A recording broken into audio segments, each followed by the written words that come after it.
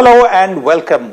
One of the biggest budgets of the Modi government, a budget that is full of details and promises a path towards Viksit Bharat. Finance Minister Nirmala Sitharaman's 9th budget, but I have with me now on India Today, Ashwini Vaishnaw ji. He holds multiple portfolios, as we all know, the Minister of Railways, the Minister for Electronics and Information Technology, as well as Information and Broadcasting. Ashwini ji, thank you very much for your time with us today. I want to focus first on one of the most important, both in terms of the budgetary allocation and its importance to the economy, which is the railways sector.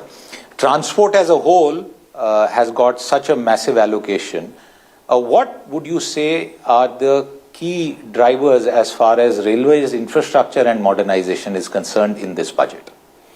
The last decade has seen a major change in the way railways is managed. The railway is getting totally transformed. Every aspect, whether it is stations, tracks, overhead electrical lines, the signaling system, everything is getting changed. And the budgetary allocation of 2,78,000 crore rupees, which Honorable Finance Minister, Honorable Prime Minister has given, I would like to thank them for this. The focus will be primarily on safety. The most important focus is on safety. We are going to invest about 1,20,000 crore rupees on safety this year. The results are evident. We have been able to reduce the accidents by about 95% from the 171 average during the UPA period to 12 now. So that's a significant reduction. But we are continuously focused on making sure that every incident we go to the root cause, and we are very focused on maintenance, especially track maintenance, wagon maintenance, coach maintenance, and loco maintenance. So combined all these with the new generation trains which have come, more than 160 Vande Bharat trains are already in service, more than 50 Amrit Bharat trains are in service, Namo Bharat trains are in service. The Bullet project is going on very well between Ahmedabad and Mumbai. The tracks are getting upgraded at a record pace, 7,000 kilometers every year. We have practically replaced and upgraded about 80% of the tracks in the country. So all those things together are bringing a better customer experience, passenger experience, because if you just go a few years back, every power plant would be struggling to get the right amount of coal, and today each and every power plant has as much coal as it wants to store. Practically, we are able to run 12,000 special trains during the last Chhath and Diwali, whereas earlier in the Congress period, it used to be 400 trains, 700 trains maximum. So that kind of change has already been visible in the 1 decade. And now we have to take it to the next level.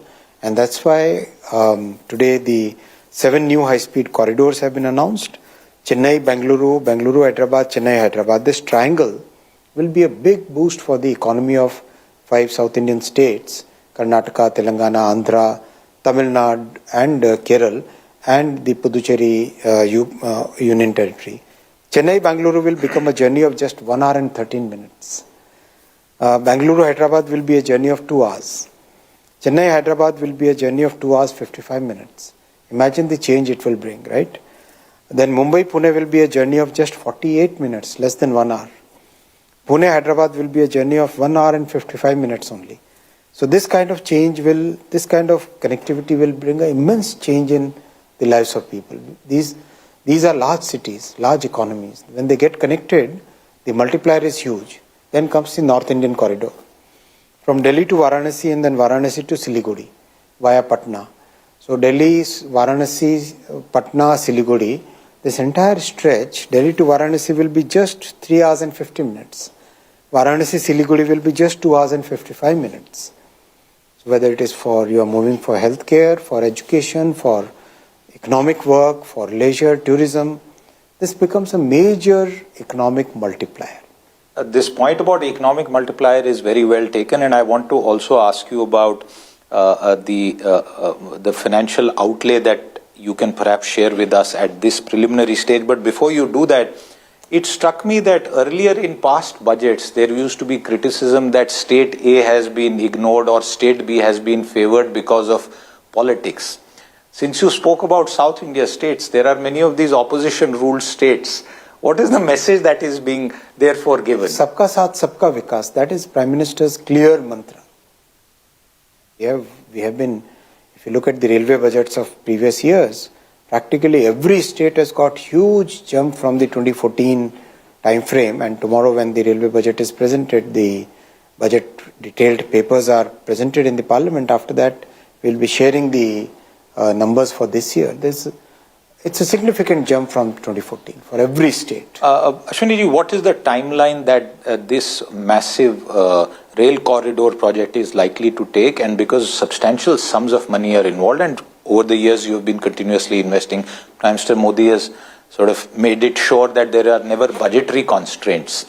What is the size and scale of this project going to be? These are huge projects. This is about 4,000 kilometers of high-speed rail to be constructed in the coming years.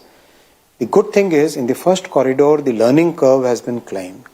The learning curve is now behind us. We understand the technology very well, the construction technology, the track technology, the rolling stock, the train technology, the signaling technology. All those things have been absorbed by our teams. We have made many innovations in the construction technology.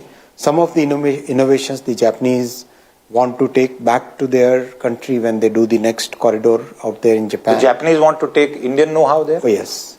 So many of these things have been a big, huge learning curve, and the teams have done really well, and we have joined academia with it, IIT Madras, IIT Roorkee, IIT Bombay, so many large group of engineers have been trained in this entire technology. So it will be significantly smoother now. We'll be coming up with detailed project reports, and each and every project has to be meticulously approved through a process where we prepare a DPR, go through the NITI, go through Finance Ministry, and then to the Cabinet.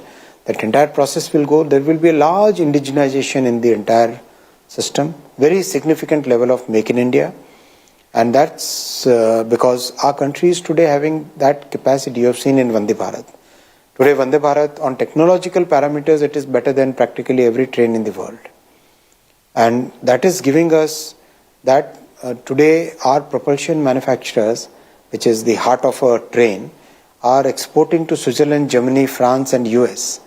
So that kind of capability has got developed in the last 10 years. What about cost overruns? Because like you very rightly said that the first project has been one of learnings.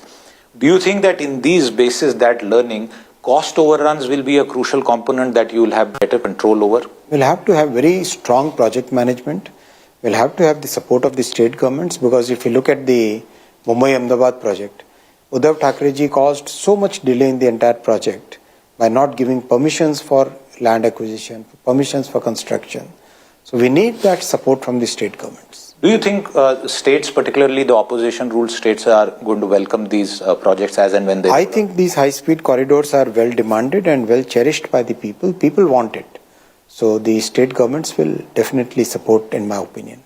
In terms of railways capacity expansion, we have seen that the overall seat availability has gone up, yet tariffs have also become dynamic. And with the kind of timelines that you said, for example, 49 minutes for Mumbai-Pune, if I recall correctly just now, yeah. It also means that the ability of railways to earn and generate internal revenues as well as other revenues will be very, very significant. Is there a sense you can offer our viewers that will all of this lead to costlier railway services, or will they continue to remain affordable for the middle class? We are the most affordable railway system in the entire world.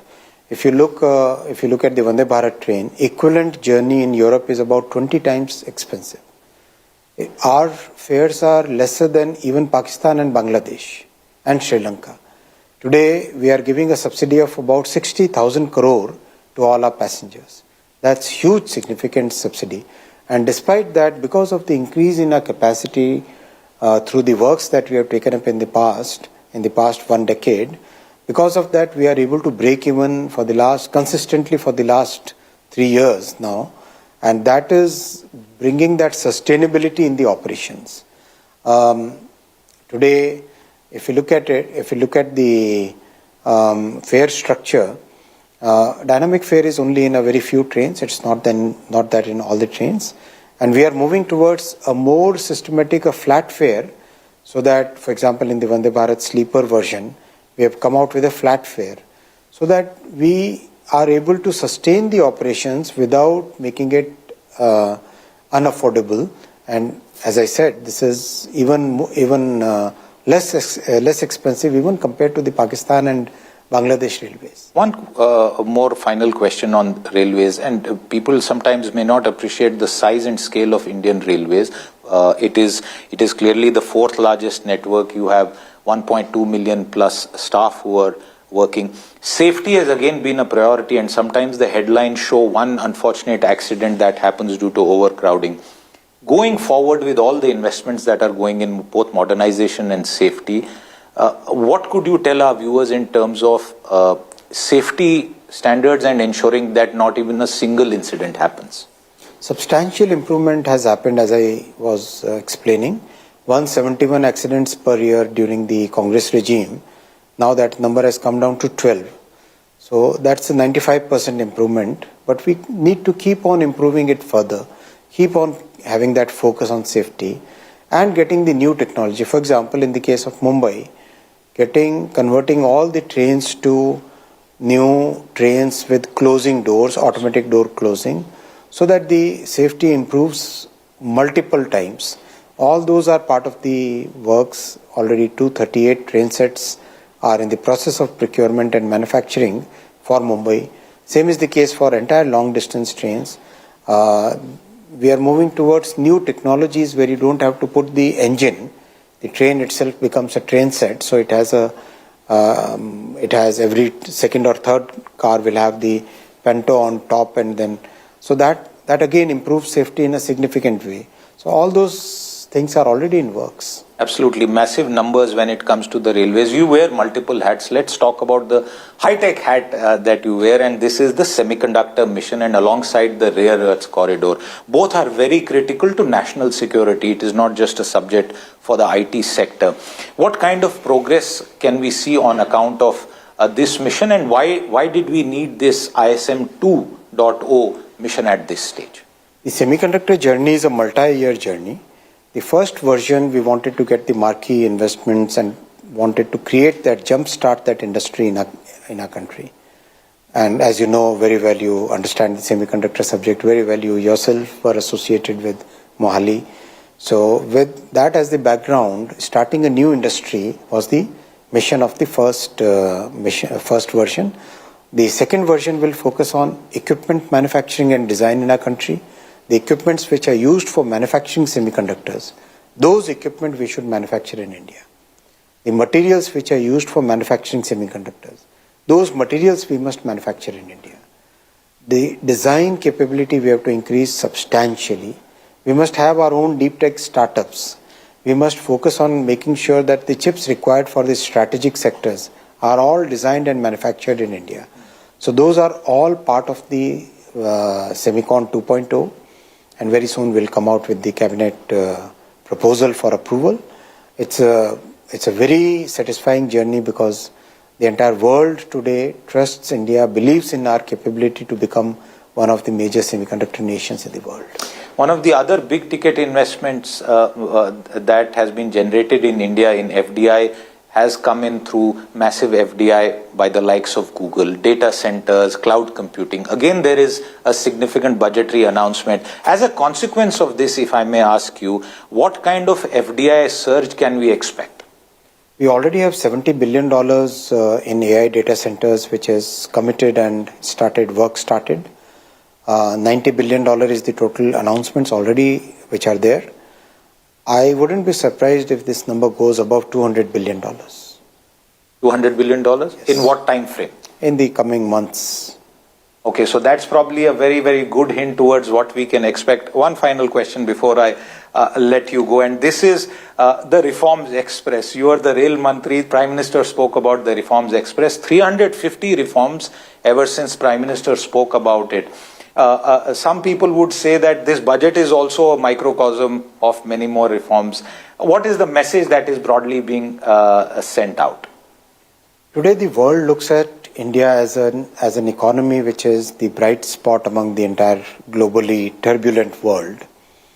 And we are contributing practically almost 20% of the global growth. With that as the background, and the world today looks at India as a trusted partner. Co-creation and co-development is the theme. We have seen free trade agreements with UK, with EU, with EFTA, with New Zealand, with Australia. Everybody wants to be a partner with India because everybody knows that India was always a big manufacturing country. It was always a big economic power in its 5,000-year history. Whatever 250 years that we lost out in between because of our colonial past, now we have to come out of this. And this budget lays that foundation and the roadmap for that journey where from the $4 trillion we become $25 to $30 trillion. And we keep growing beyond that. Siddharth, you would understand this. You understand economics very well. We are today a young country. Our median age is 27 years. And the world is grappling with aging problems and many issues related to population. By 2047, we'll be about $25 to $30 trillion economy. But still, our population will be young because our median age will be 37 years, around that number. So we'll have a growth runway even beyond 2047. And that is one of the reasons why our finance minister has kept both the things, growth as well as fiscal prudence, both she has given equal importance. You have seen how the world is today struggling with huge amounts of debt on the balance sheets. We have one of the healthiest balance sheets among the G20 countries. Just 55% of the GDP is our debt ratio today. So with that kind of balance sheet, that kind of young population, that kind of stable policy, that kind of focus on having that long-term policy framework in place, that's what the world is looking up to. And that's what makes us so resilient and so kind of everybody wants to work with us in the world. Absolutely, and the areas that you have will not just see a lot of local entrepreneurship, but foreign investors also pretty much wanting to do more work and more business in India. And after this, you will get busy with what will be a massive AI summit, but we'll leave that for some other time. For now, Ashwini Vaishnaw talking to us about a budget for Bharat that has gone on the reforms track with what the Prime Minister called the Reforms Express. Thank you very much for your time. With that, it's a wrap. We'll see you again. Bye-bye.